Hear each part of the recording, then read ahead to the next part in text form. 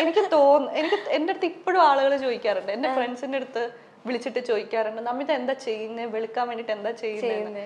സത്യം പറഞ്ഞാ ഈ കളർ ഒരു വലിയ സംഭവമൊന്നുമല്ല, ഞാൻ അങ്ങനെ വിശ്വസിക്കുന്ന ആളാണ്. ഇപ്പൊ നേരിട്ട് കാണുമ്പോൾ പറയാം, ഞാൻ അങ്ങനെ വലിയ ഫെയർ ഒന്നുമല്ല, എനിക്ക് പാർവതിയുടെ കളറൊന്നുമില്ല, സത്യമായിട്ട് ഞാൻ ഫെയർ ഒന്നുമല്ല, ഞാൻ മോഡറേറ്റ്, എനിക്ക് ആ മോഡറേറ്റ് ടോൺ ഭയങ്കര ഇഷ്ടമാണ്, ഒരു നോർമൽ ടോൺ മാത്രമാണ്. അപ്പൊ കുറെ പേര് വിചാരിച്ചിട്ടുണ്ട് ഞാൻ എന്തൊക്കെയോ ചെയ്തിട്ടുണ്ട് എന്റെ അടുത്ത്. കാരണം നമ്മൾ സ്കൂളിൽ പഠിക്കുന്ന സമയത്ത് ഈ ഗ്രൗണ്ടിൽ കളിച്ചും അങ്ങനെ ഇങ്ങനെ നമ്മൾ ഓൾറെഡി ടാൻ ആവും. ഞാനൊന്നും എന്റെ ജീവിതത്തെ ആ സമയത്ത് സൺസ്ക്രീൻ ഉപയോഗിച്ചിട്ടില്ല. പിന്നെ സൺസ്ക്രീൻ ഉപയോഗിച്ചു എപ്പോഴാന്ന് അറിയാം, പണ്ട് ഈ കളറുള്ള സൺസ്ക്രീൻ ഉണ്ടായിരുന്നില്ലേ, ടിന്റഡ് സൺസ്ക്രീൻ. അപ്പൊ സ്കൂളിൽ പഠിക്കുന്ന സമയത്ത് നമുക്ക് ഈ ലിപ് ബാമോ കളർ ഒന്നും ഇട്ടൂടല്ലോ, ഭയങ്കര സ്ട്രിക്റ്റ് ആണ്. അപ്പൊ ഇച്ചിരി ഫൗണ്ടേഷൻ ഒക്കെ ഇട്ട ലുക്ക് വരാൻ വേണ്ടിട്ട് ഈ സൺസ്ക്രീൻ ഒക്കെ ഇട്ടിട്ട് പോവായിരുന്നു. അങ്ങനെയാണ് ഞാൻ ആദ്യമായിട്ട് പണ്ട് സൺസ്ക്രീൻ ഇട്ടത്. അപ്പൊ അങ്ങനെ വന്നിട്ടുള്ള മാറ്റങ്ങൾ ഇത് നോർമൽ ആയിരുന്നു പണ്ട് കുഞ്ഞിനെ തൊട്ടെ. പുള്ളിപ്പുലി ആട്ടിൻകുട്ടിയായിരുന്നു. അപ്പൊ അതിലൊരു സ്റ്റോറി നമ്മളിപ്പോ കേട്ടു. അപ്പൊ അതിൽ ഞാൻ കേട്ടായിരുന്നു മോഹിനിയാട്ടം പഠിക്കാൻ വേണ്ടിയിട്ട് കുറച്ച് ദിവസം എടുത്തായിരുന്നു അല്ലേ?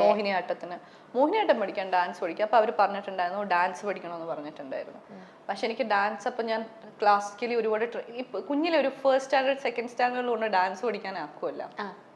അപ്പൊ ആ ഒരു ഇതല്ലാതെ ബേസ് അല്ലാതെ ബാക്കി ഒരു എനിക്ക് ഭയങ്കര ആഗ്രഹമൊക്കെ ആയിരുന്നു. പക്ഷെ ക്ഷമ എന്ന് പറയുന്ന സാധനം ഇല്ലാത്തോണ്ട്.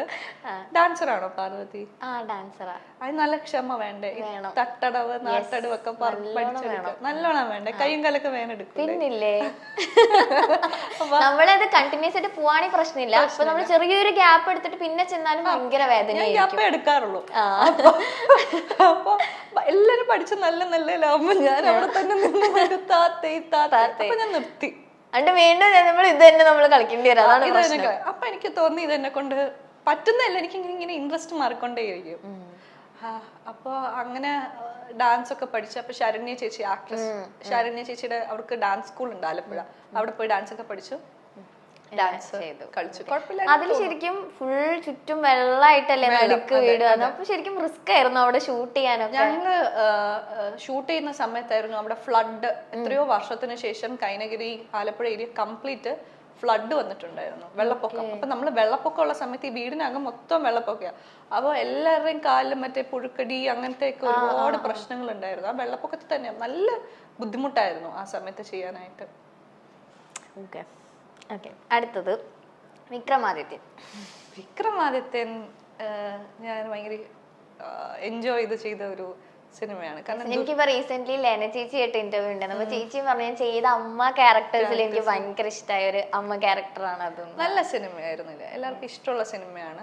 അപ്പൊ ചെയ്യുമ്പോ തന്നെ ലാലുവിൽ അതിന് മുന്നത്തെ പുള്ളിപ്പുലികൾ കഴിഞ്ഞ് വേറൊരു സിനിമ ചെയ്തിട്ടായിരുന്നു. അപ്പൊ എനിക്ക് മാർച്ചിലോ അങ്ങനെ എന്തോ ആയിരുന്നു സിനിമയുടെ ഷൂട്ട് പറഞ്ഞിരുന്നത്. അപ്പൊ എനിക്ക് ഫൈനൽ എക്സാമിന്റെ സമയം ഉണ്ടായിരുന്നു.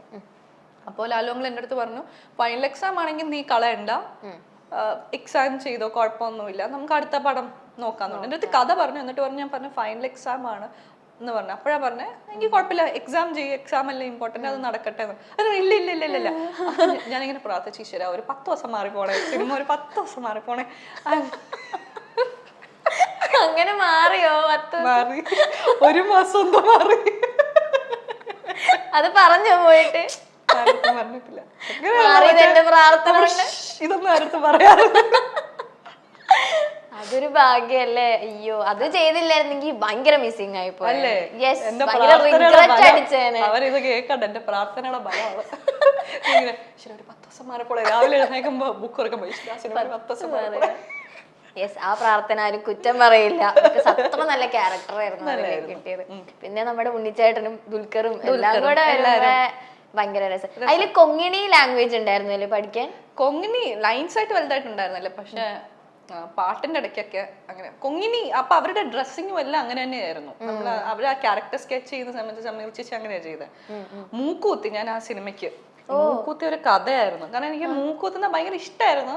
പക്ഷെ ചേരോ ചേരില്ലെന്നൊന്നും അറിയില്ല. അങ്ങനെ ലാലോങ്ങൾ പറഞ്ഞ മൂക്കൂത്ത. അപ്പൊ ഞാൻ ചോദിച്ചത് പൊട്ട് വെച്ചാ പോരെ, നമ്മള് പണ്ട് പൊട്ടൊക്കെ വയ്ക്കൂലെ, അല്ല മൂക്കൂത്തണോന്ന് പറഞ്ഞു. അങ്ങനെ ഞാൻ ചെന്ന് കുത്തി കഴിഞ്ഞിട്ടൊരു അവരൊരു വലിയ സ്റ്റോണാണ്. ഈ കുത്തുന്ന സമയത്ത് ഗൺ ചെയ്യുന്ന സമയത്ത് ഒരു വലിയ കല്ലാണ് ഇടുന്നത്, വലിയ കല്ല, മറ്റേ അമ്മച്ചിമാരിടുന്ന പോലത്തെ കല്ലാണ് ഇട്ടേക്കുന്നത്. അപ്പൊ ഞാൻ അവിടെ ചെന്നപ്പം പുള്ളി എന്തോന്ന് അപ്പൊ ഞാൻ പറഞ്ഞു മൂക്കുത്തി. അവ പറഞ്ഞ മാറ്റ് എന്ന് പറഞ്ഞു. അപ്പൊ ഞാൻ പറഞ്ഞു ഡയലോഗ് മാറ്റാൻ പറ്റില്ല, ഇത് ഗണ്ണടിച്ചേക്കുന്നതാ. അപ്പൊ പറഞ്ഞു ഇല്ല ഷോർട്ടിന് ഇത് പറ്റില്ല, ഇതൊരുമാതിരി പഴയ മറ്റേ ഓൾഡ് അമ്മൂമ്മ ലുക്ക്, മാറ്റാൻ പറഞ്ഞു. അങ്ങനെ ഇത് വലിച്ചെടുത്ത് ഇവര് 15 ദിവസം 12 ദിവസം കഴിഞ്ഞിട്ട് മാറ്റാൻ പാടുള്ളൂ എന്ന് പറഞ്ഞു. ഞാൻ വലിച്ചെടുത്തു, അങ്ങോട്ട് ബ്ലീഡ് ചെയ്യാൻ തുടങ്ങി, കംപ്ലീറ്റ് ബ്ലീഡ് ചെയ്യാൻ തുടങ്ങി. എന്നിട്ട് സമീർ ശശി ഒരു കുഞ്ഞ് ഡയമണ്ടിന്റെ സ്റ്റഡ് മൂക്കി ഇട്ട് തന്നു. അപ്പൊ ആണി ഇടാൻ പറ്റുന്നില്ല, കാരണം മൂക്കിനാകെ ഇത്രയുണ്ട്, ഫുൾ മറ്റേ ചോരയായിട്ടിരിക്കുവാണ്. അപ്പൊ ഞാൻ ആണി ഇടാതെ കിടന്നുറങ്ങി. അടുത്ത ദിവസം ഇത് ഇളകിപ്പോയപ്പോ ഈ നോസിന്റെ ഇത് അടഞ്ഞു പോയി, ഉടനെ തന്നെ അടഞ്ഞു പോയി. എന്നിട്ട് അടുത്ത ദിവസം രാവിലെ ചെന്ന് മറ്റേ നോർമൽ കുത്തുന്ന ആളുകളുണ്ടല്ലോ, തട്ടാന്മാര്, അവിടെ പോയിട്ട് മറ്റേ സാധനം വെച്ചിട്ട് ഈ വൂണ്ടില് വീണ്ടും കുത്തി. എന്റെ ജീവിതത്തിൽ ഞാൻ ഇത്രയും വേദന അതോടുകൂടി കളഞ്ഞു അല്ലേ.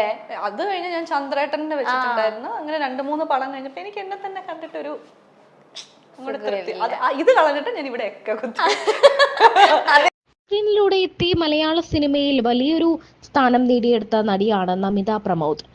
പണ്ടത്തെ നടിയുടെ ഒരു ഛായയുമായിട്ടാണ് നമിത പ്രമോദ് സിനിമ സീരിയൽ രംഗത്തേക്ക് എത്തുന്നത്.